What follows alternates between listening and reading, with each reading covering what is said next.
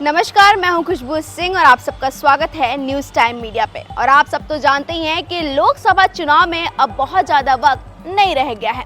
Bharatiya Janata party का रुख तो साफ है कि नरेंद्र मोदी तीसरी बार भी प्रधानमंत्री पद का चेहरा होंगे। हालांकि विपक्ष की तरफ से प्रधानमंत्री पद का चेहरा कौन होगा यह अभी तक तय नहीं हो पाया है। कई बड़े नेता हैं जिन्होंने प्रधानमंत्री पद के लिए अपनी उम्मीदवारी की पटकथा पर काम करना शुरू कर दिया है और उसमें सबसे अव्वल नजर आ रहे हैं बिहार के सत्ताधारी जेडीयू के दिग्गज नेता नीतीश कुमार। जी हाँ, उनकी निगाह दिल्ली पर टिकी हुई है। यही वजह है कि मिशन 2024 के लिए नीतीश फिलहाल प्रधानमंत्री नरेंद्र मोदी के खिलाफ राष्ट्रीय स्तर पर विपक्षी दलों को एकजुट करने की कोशिश में लगे हुए हैं। जिस तरह से बिहार के मुख्यमंत्री नीतीश कुमार 2024 के रण को लेकर लगातार तैयारी में जुटे हैं, उससे लेकर चर्चाओं का दौर जारी है। पिछले दिनों ही उन्होंने दिल्ली का दौरा किया। इस दौरान कांग्रेस अध्यक्ष मल्लिकार्जुन खड़गे, राहुल गांधी, आम आदमी पार्टी के संयोजक अरविंद केजरीवाल, सीपीआई के नेता सीताराम येचुरी, समाजवादी पार्टी के राष्ट्रीय अध्यक्ष अखिलेश यादव समेत कई नेताओं से मुलाकात की। हालांकि प्रेस कॉन्फ्रेंस में वो यह कह रहे हैं कि मैं प्रधानमंत्री पद के लिए नहीं तैयारी कर रहा हूं, लेकिन इतना तो सभी को समझ में आता है कि वो अभी किस रणनीति की तरफ माथापेची कर रहे हैं। खैर, नीतीश कुमार भले ही कांग्रेसी खेमे से मिलकर अपनी नैया पार लगाने में जुटे हुए हैं, लेकिन कांग्रेस उन्हें उतनी अहमियत नहीं दे रही है जितनी नीतीश कुमार उम्मीद कर रहे हैं। उनके प्रधानमंत्री पद के सपने पर पानी डालने का काम कांग्रेसी खेमे के ही एक बड़े नेता कर रहे हैं। कांग्रेस की पार्टी लाइन से हटकर बात करने वाले आचार्य प्रमोद कृष्णम से जब एक इंटरव्यू में पूछा गया कि क्या नीतीश कुमार के प्रयास सफल होंगे, क्या उनके प्रयास सही दिशा में जा रहे हैं, इस पर आचार्य प्रमोद कृष्णम ने यह तो माना कि उन्होंने कहा कि नीतीश कुमार वरिष्ठ नेता हैं और राष्ट्रीय राजनीतिक में उनकी भूमिका रही है, लेकिन उनकी विश्वसनीयता पर सवाल है। इस बात से भी इनकार नहीं किया जा सकता और उन्होंने अपनी एक बात उदाहरण देकर भी समझाई। आचार्य प्रमोद कृष्णम ने बताया कि नीतीश कुमार कई बार नरेंद्र मोदी के साथ थे, तब अब उनके खिलाफ हैं। नीतीश कुमार कभी लालू प्रसाद यादव के साथ रहे तो कभी लालू प्रसाद के खिलाफ। तो बस उनकी यही फितरत उनके प्रधानमंत्री बनने के सपने पर अड़ंगा लगाने का काम कर रही है। आचार्य प्रमोद कृष्णम ने बताया कि नरेंद्र मोदी के सामने प्रधानमंत्री पद का उम्मीदवार बनने के लिए हर पार्टी चाहती है कि उनके नेता को भी उम्मीदवार बनाया जाए। जैसे समाजवादी पार्टी चाहेगी कि अखिलेश यादव को पीएम उम्मीदवार बनाया जाए, टीएमसी चाहेगी कि ममता बनर्जी को पीएम उम्मीदवार बनाया जाए, क्षेत्रीय दल अपने नेता को प्रधानमंत्री बनाना चाहते हैं। लोकतंत्र में उनका यह अधिकार है, लेकिन प्रधानमंत्री पार्टियां नहीं बनाती, देश की जनता बनाती है। इसलिए जनता को जो चेहरा अच्छा लगता है जनता उसे वोट देती है।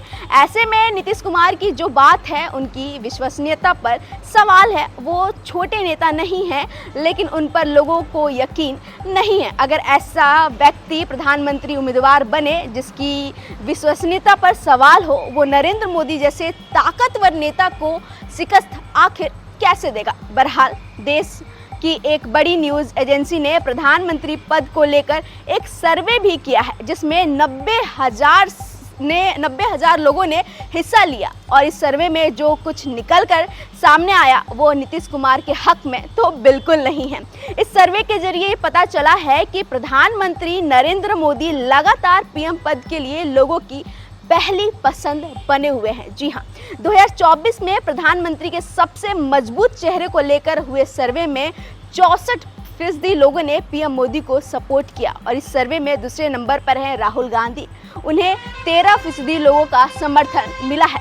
नीतीश कुमार भले ही विपक्षी एकजुटता को लेकर कवायद में जुटे हुए हैं, लेकिन इस सर्वे में उनको लेकर नतीजे सबसे चौंकाने वाले हैं, क्योंकि 2024 में पीएम पद के सबसे मजबूत चेहरों में नीतीश कुमार चौथे नंबर पे हैं। उनसे ज़्यादा सपोर्ट तो अरविंद केजरीवाल को मिला है। नरेंद्र मोदी, राहुल गांधी के बाद अरविंद केजरीवाल को लोगों का समर्थन मिला है। उन्हें 12% ने सपोर्ट किया है। नीतीश कुमार इस सर्वे में चौथे नंबर पे हैं। उन्हें 6% लोगों ने सपोर्ट किया है। 5वें नंबर पे हैं चंद्रशेखर राव हैं, जिन्हें सर्वे में 5% मत मिले हैं। तो कुल मिलाकर बात महज इतनी सी है कि देश की ज़्यादातर जनता की राय में तो प्रधानमंत्री पद के उम्मीदवार के लिए नीतीश कुमार जी फिट नहीं बैठे, लेकिन हाँ, कोशिश करना उनकी संवैधानिक अधिकार है और वह यह कोशिश बखूबी कर भी रहे हैं।